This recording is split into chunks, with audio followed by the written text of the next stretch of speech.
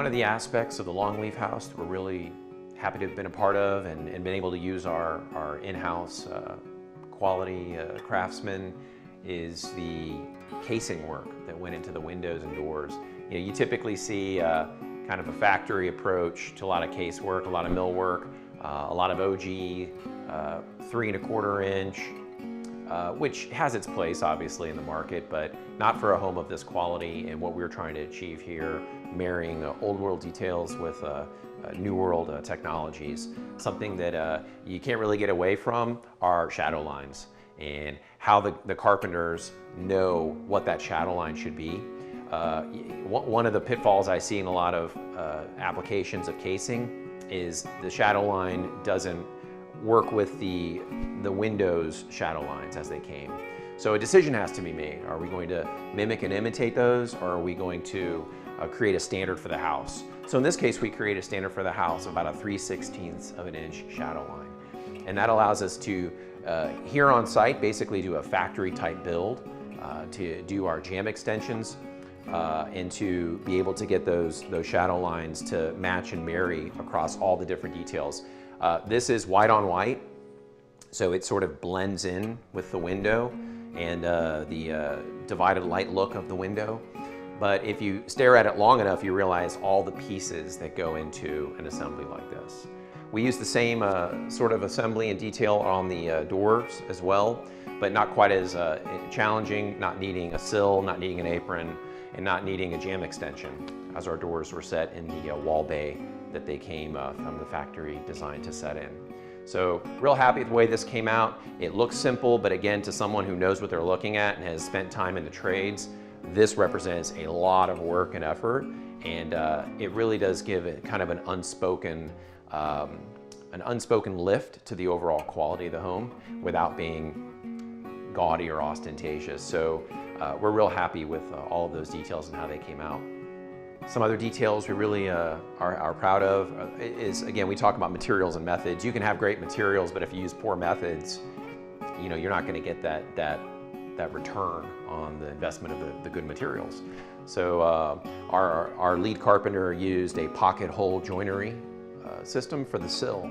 So although it's not a dimensionally thick sill, because it's installed with pocket screws and attached to the adjoining framing and the adjoining millwork, we had one of the owner's reps saw someone standing on the sill trying to clean something and was concerned that maybe the sill might move or break, and was impressed that actually it was pretty rigid. So not something we're recommending people to do all over to test their sills, but something that it does illustrate that when you use the right methods, the quality's there, the caulking staying uncracked, all those things are part of it.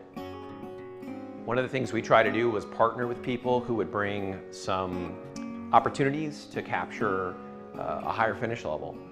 Again, we're working with materials that are relatively simple, we're good quality, but not really showy type materials. And shiplap's very popular right now. And I have to give credit to the painter who had a great idea. There's a lot of pre-finished cabinetry around this area, so it's easy for the eye to pick up on the difference between a smooth finish and a rolled or brushed finish, like the millwork has. So he took it upon himself and made the suggestion that he would be willing to spray out all the shiplap in a way that would give it that smooth finish. So again, it's just kind of that thoughtful process, building a team with people who are going to bring those opportunities to the project. It's very important to separating a good project from a great project. A nice opportunity we had was to get the real wood look to the beams, but how do we do it without adding a ton of weight and adding additional structure? What's a simple way to get that movement that we want and be able to color match it to the flooring? Well, we can use 1x boards, and you'll see people use those often, and then what you'll see is they'll bring the center board up and create a shadow line that typically matches the millwork in the house. Well, what we did here was we mitered those corners. The wood's not perfect, it's not straight, it takes a lot of looking, culling, finding the crowns, but our lead carpenter was able to take the time and do that in a careful way. And so we end up with the real wood look, because it is real wood, but yet not the heft and structural implications of using solid beams up on the ceiling. On any project, kitchens represent a massive investment of effort among all the partners. It's really like a mechanical, a home within a home is the phrase that kind of illustrates that. And then you take that concept of having all of these partners, electrical, plumbing, mechanical, equipment, countertops, cabinets. You have really every single trade on the project working together in the kitchen.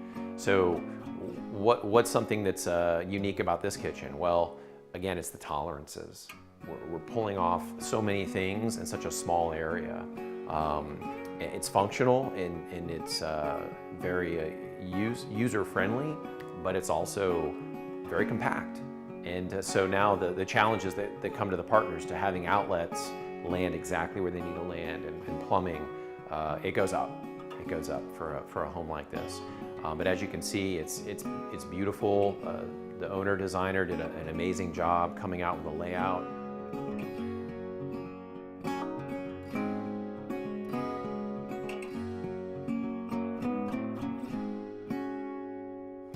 So in reference to the chimney, what some of the challenges in this was to get a nice tight sealed envelope.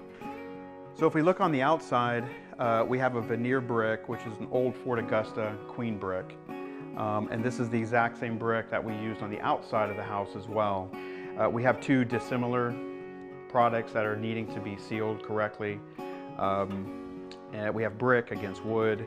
So on the outside of the chimney, we have basically two areas that got sealed. Right where the zip met the brick, we did baccarod and we used a polyurethane-based sealant.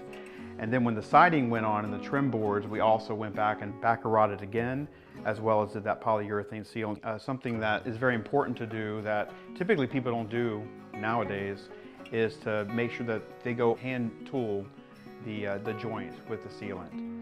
So we went up there with the baccarod, went up there with a rounded edge tool to go ahead and seal that joint. And if you notice is that if it's done correctly, you'll get a seal on both sides of that. That means you're dragging your metal trowel tool down that brick and on that hardy in this case, and it's creating a perfect seal on both sides, and we come back and clean those edges off. So that'll give that a permanent sealing. So most people would go in there, squirt some caulk, maybe use their finger, but this was done professionally. Much like the kitchen, the master bath illustrates that right sizing principle that we try to use, work with the designer on. Of course, the designer takes the lead with that, but us making sure that it's executed.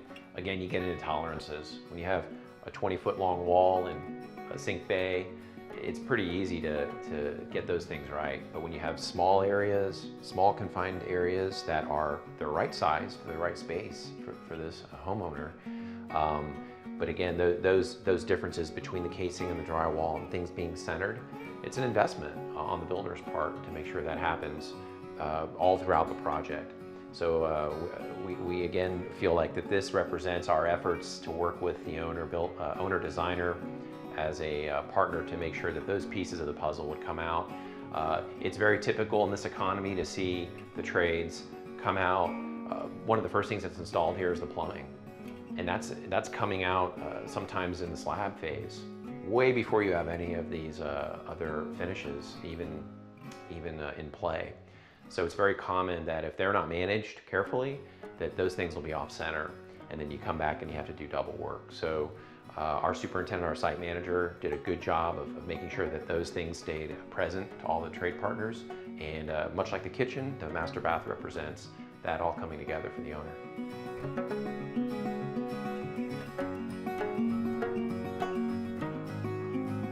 It was an exciting project. There were a lot of elements to it that we got to also learn from the designer on the way that they wanted things done. And it was also a fun project. There were many moments, many laughs, and there were a few moments of grimace, but that's typical to custom construction. And I always joke that it's the baby at the end. Everyone forgets the labor pains as long as the baby's healthy. So we're happy to deliver on that, and we know they're going to enjoy this house for many years to come. you.